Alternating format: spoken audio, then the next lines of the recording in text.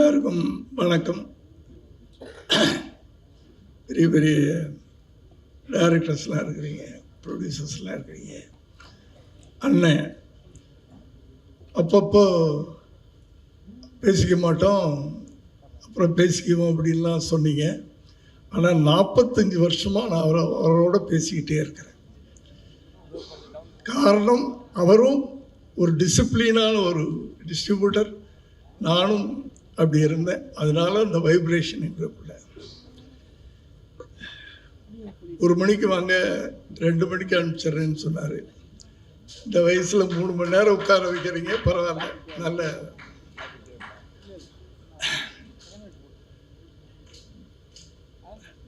Sir, எனக்கு நான் 83 வயசு. அதனால் அந்த பழைய படங்கள், ஸ்ரீதர்னு ஒரு டைரக்டர் இருந்தார். ஏன்னா நான் ஒரு டைரக்டர், அதனால் எப்போவுமே அந்த டைரக்டருங்களுக்கு ஒரு மரியாதை கொடுத்தேன். எனக்கு ரொம்ப ஒரு மானசீகமான குருவாக நான் அப்போ நினச்சிக்கிட்டு இருந்தேன் ஸ்ரீதர்.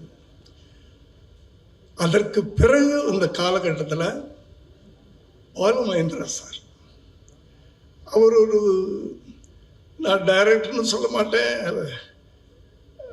அவர் ஒரு கவிஞர், ஒரு கவிதை தான். அவர் படங்கள் பூரா ஒரு கவிதையாக இருக்கும். அதில்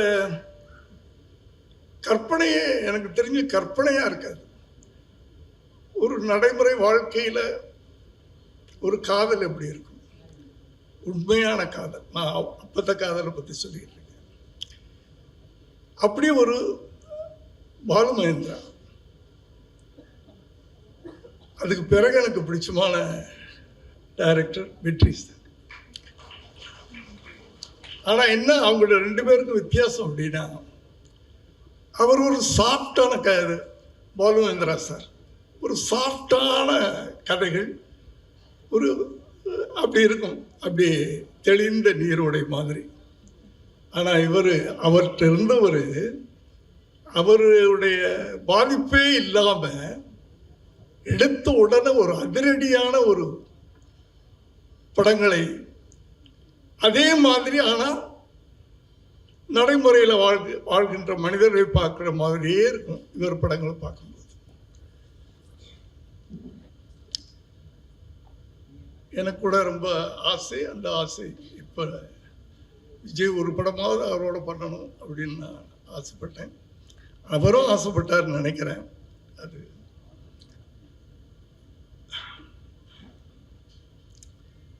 அவர்கிட்ட 15 வருஷம் ஒருத்தர் இருந்திருக்காரு. நிச்சயமா அந்த பாதிப்பு இல்லாமல் எப்படி? இதில் ஆச்சரியப்படுறதுக்கு ஒன்றுமே இல்லை. இந்த படத்தை பார்த்த உடனே நீங்கள் வெற்றி அசிஸ்டண்டா கரெக்ட் அப்படின்னு சொன்னாங்க எல்லாரும். நான் படம் பார்க்கல. நிச்சயமா அந்த பாதிப்பு இருக்கும். ஏன்னா 15 வருஷமா அவர்கிட்ட நீங்கள் இருந்திருக்கிறீங்க. இது ஒரு சின்ன உதாரணம். சங்கர், டைரக்டர் சங்கரை பற்றி உங்க எல்லாருக்கும் தெரியும். நான் இந்த 80s எங்கள் கதைகள்லாம் ரொம்ப பேர் தெரியாது. அவர் என்கிட்ட வந்து அசிஸ்டன்ட் டைரக்டராக ஒரு காமெடி, ஏன்னா என் படங்களில் வந்து காமெடியே இருக்காது, வெறும் கதையை மட்டும்தான் எனக்கு சொல்ல தெரியும். நல்ல அந்த காலங்கள்லாம் ஒரு பழக்கம் இருந்துச்சு. ஒரு சீரியஸ் சப்ஜெக்ட் ஒன்று போய்கிட்டே இருக்கும், ஒரு காமெடி ட்ராக், அது ஒரு கதை தனியாக இருக்கும். ஒரு 3 சீன் சீரியஸ் சீன் வந்துச்சுன்னா ஒரு சீன் அது வரும் நடுவில். அது ஒரு ஸ்க்ரீன் பிளே பேட்டர்ன் அப்போ. ஆனால் அந்த காலத்தில் நான் வந்து எனக்கு அப்படி எனக்கு ஹியூமர் சென்ஸ் கிடையாது. கதைகள் மட்டும், இதான் கதை, இதான் கண்டென்ட், அதை மட்டும் தான் சொல்ல தெரியும். அப்படியே சொல்லி ஜெயிச்சிட்டேன். அது வேற விஷயம். அது மற்றவங்களுக்கு வித்தியாசப்பட்டதுனால. காரணம் என்னன்னா, அந்த எதுக்காக சொல்ல வர்றேன் அப்படின்னு சொன்னார், படைப்பாளிகள், இயக்குநர்களை வந்து நான் வந்து ரொம்ப பெருமையாக சொல்லுவேன். யூ கேன் கிரியேட் அந்த கேரக்டர், கதாபாத்திரங்களை நம்ம படைக்கிறோம், படைப்பாளிகள்னு சொல்வேன். கடவுள் மாதிரி மனுஷனை படைச்சான்னு சொல்லுவாங்க. அது மாதிரி நம்ம கதாபாத்திரங்களை படைக்கிறோம். அந்த கதாபாத்திரத்தில் நம்ம எப்படி அந்த கதாபாத்திரை உருவாக்குறோம். அதில் யார் நடித்தாலும் அது ஹீரோ ஆகணும்.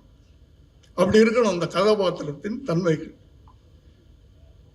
அது சார்ட்டை நான் ரொம்ப ரசிப்பேன். ஒரு நடிகனாக பார்க்க முடியாது. யார் சொன்னாங்கல்ல, நான் 3 நிமிஷம் பார்த்தேன், அதுக்கப்புறம் தான் கதைக்குள்ளே இன்வால்வ் ஆனேன்னு. அது அவருடைய இயற்கை. அவர் படம் பார்க்கும்போதே யார் நடிக்கிறா இல்லை ஹீரோவா அப்படின்றதெல்லாம் கிடையாது. அந்த கதாபாத்திரமாகவே பார்த்துக்கிட்டு இருப்போம். அப்படியாப்பட்ட ஒரு இயக்குனரிடமிருந்து சுரேஷ் சார் வந்திருக்கிறாரு. அவருக்கு என்னுடைய வாழ்த்துக்கள். திரும்பவும் சொல்கிறேன், as a directors we can create characters, we can create heroes. அது நான் பெருமையாக சொல்லிக்கிறேன் நான். அதனால் தம்பி அக்ஷய், உங்களுக்கு முதல் படமே ஏன்னா நான் அவரை பற்றி அப்புறம் சொல்கிறேன். ஒரு நல்ல டீம் கிடச்சிருக்கு, நல்ல இயக்குனர் கிடச்சிருக்காரு. நான் சங்கரை பற்றி எதுக்கு சொல்ல வந்தேன் அப்படின்னு சொன்னால், அவர் என்கிட்ட ஒரு 17 படம் உதவி இயக்குனராக இருந்தார். இடையில துஞ்சு மோகன் ஒரு பெரிய ப்ரொடியூசர். அவர் இடையில ஒரு 5 படம் 6 படம் சங்கர்கிட்ட வேலை செஞ்ச பிறகு நாங்கள் 2 பேரும் வேளாங்கண்ணியில் மீட் பண்ணுவோம். சார், உங்கள் அசிஸ்டண்ட் யாராக இருந்தால் எனக்கு அனுப்புங்கன்னா ஒரு படம் பண்ணலான்னு ஆசைப்பட்றேன். நான் சங்கரை ஒரு மலையாளத்துலலாம் ஒரு நிறைய பெரிய டிஸ்ட்ரிபியூட்டர் தமிழில் படம் எடுக்கிறேன்னு சொல்கிறாரு. நீ அவரை போய் பாரு, உனக்கு வாய்ப்பு கொடுக்குறேன்னு சொல்கிறாரு அப்படின்னு சொல்கிறேன்.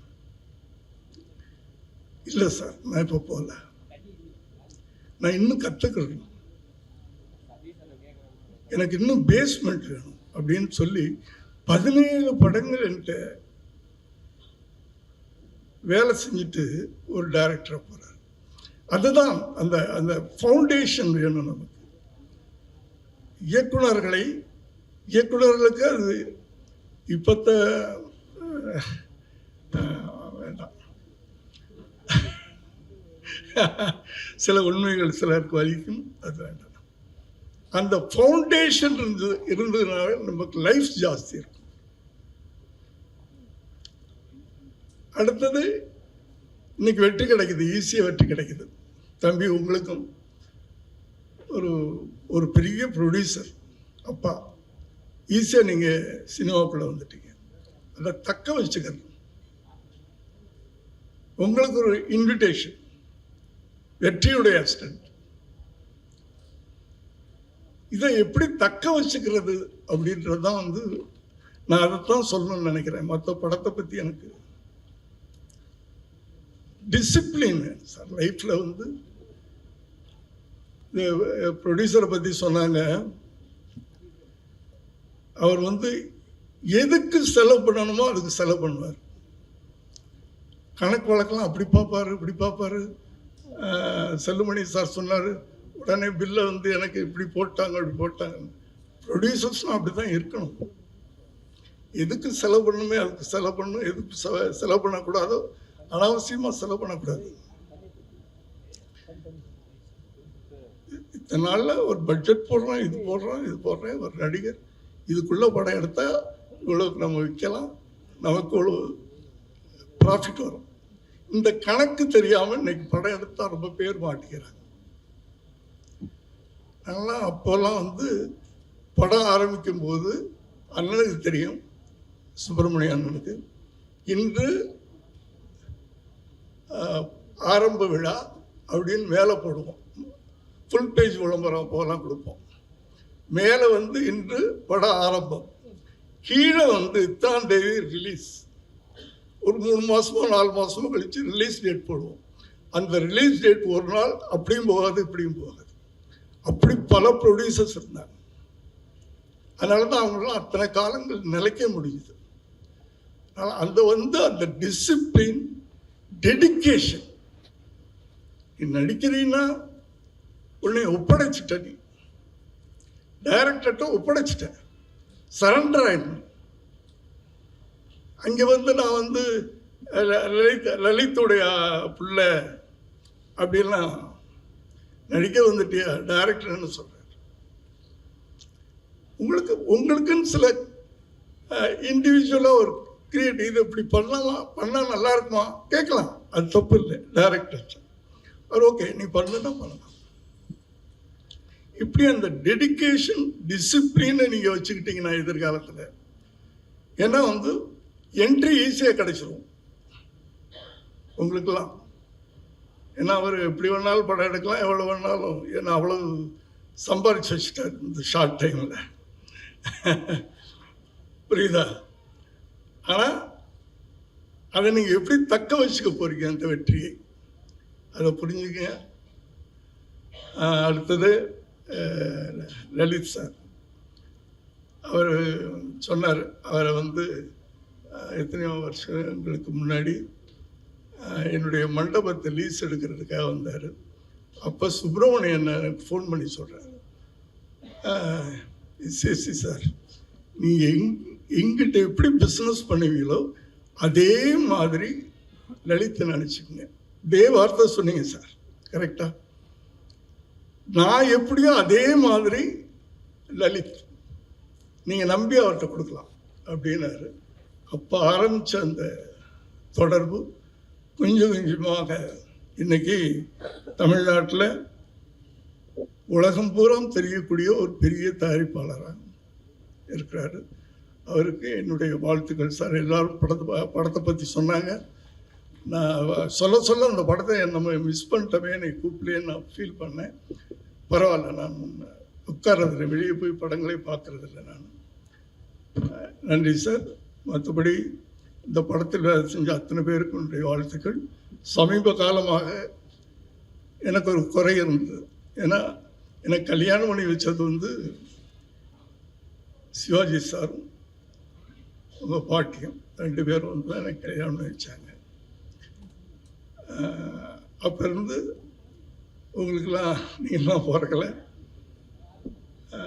அந்த அந்த 20 பேர் உட்கார்ந்து சாப்பிட்ற டைனிங் டேபிள் இன்னைக்கு இருக்குன்னு நினைக்கிறேன் வீட்டில், இல்லையா? உங்கள் பாட்டி அந்த டைனிங் டேபிளில் தான் எங்கள் அசிஸ்டன்ட் டைரக்டர்லாம் உட்காந்து சாப்பிடுவாங்க. போனோம் கீழேலாம் உட்கார வைக்க மாட்டாங்க, அவங்களே சர்வ் பண்ணுவாங்க. அப்படி எனக்கு அண்ணன் அண்ணன் அண்ணன்னு சொல்லிட்டு சிவாஜி சார் ரொம்ப பிடிக்கும். உங்களுக்கு முதல்ல ஒரு நல்ல படம் அமைஞ்சது, அது பிறகு பண்ணீங்க. சமீப காலமாக ஒரு நல்ல டீம் உங்களுக்கு அமையலையோ, ஏன்னா ஒரு நல்ல நடிகன் உங்களுக்குள்ளே இருக்கார். நான் அதை ஒரு வாரத்தில் நான் ஃபீல் பண்ணேன். அந்த ஒரு நல்ல நடிகனை கரெக்டாக யூஸ் பண்ணுறதுக்கு சரியான ஒரு டீம் கிடைக்கலையா, ஒரு டைரக்டர் கிடைக்கலையா? அது இதில் கிடைச்சிருக்குன்னு எல்லாரும் சொன்னாங்க. வாழ்த்துக்கள் சார். நிச்சயமாக யாரோ சொன்னாங்க உங்கள் வீட்டுக்கு பின்னாடி திரும்பி ஒரு பெரிய க்ரௌடு வந்துடும். ஏன்னா வெற்றி தானே, இங்கே வெற்றி தானே எல்லாத்துக்குமே காரணம், இல்லையா? வெற்றிக்கு பின்னாடி ஓடுறது தானே. ஆகவே நான் எதுவும் மற்றெல்லாம் பேச வருமில்ல, எனக்கு டைம் இல்லை. என்னுடைய மனப்பூர்வமான வாழ்த்துக்கள். லலித் சார் சொன்னாங்க, எத்தனை படம் எடுத்தாலும் இந்த படம் உங்களுக்கு பேசப்படும். அவருக்கு எத்தனை படம் எடுத்தாலும் அவர் ரொம்ப நல்ல ப்ரொடியூசர் சார். ஆனால் என்னென்னா அது கரெக்டான ப்ரொடியூசர். ஒன்று சொல்லிடுறேன், சொல்லட்டுமா சார்? அவங்க வீட்டில் அவங்க ஒய்ஃப் ஒரு நாள் என்கிட்ட சொன்னாங்க, அவர்கிட்ட இந்த பண விஷயம் பேசினா மாத்திரம் அர்ஜென்ட்டாக பாத்ரூமில் போய் தாப்பப்பட்டுக்குருவார். உனக்கு வேணுங்கிறத நான் கொடுத்துட்டேன்ல, மாதத்துக்கு இவ்வளோ வேணும்னா கொடுத்துட்டேனா, அதுக்கு பிறகு என்ன நோயிட்டு அது சொல்ல மாட்டாராம். சொன்னால் வம்பு வந்துடும்ல, அதனால் பாத்ரூமில் போயிட்டு ஒரு அரை மணி நேரம் கழிச்சு தான் வெளியே வருவாராம். இதுக்குள்ளே அவங்க மறந்துடுவாங்க என்ன எதுக்கு நம்ம. அப்படியாப்பட்ட ஒரு நல்ல ஃபேமிலி மேன். அதனால தான் குடும்பத்தில் பிரச்சனை இல்லாமல் இருக்கார். குடும்பத்துலேயும் கடை இல்லை, தொழிலையும் கடை இல்லை, இல்லையா சார்? அப்படியாப்பட்ட ஒரு நல்ல தயாரிப்பாளர். அவர் நல்லா வரணும். என்னுடைய வாழ்த்துக்கள். நன்றி, வணக்கம்.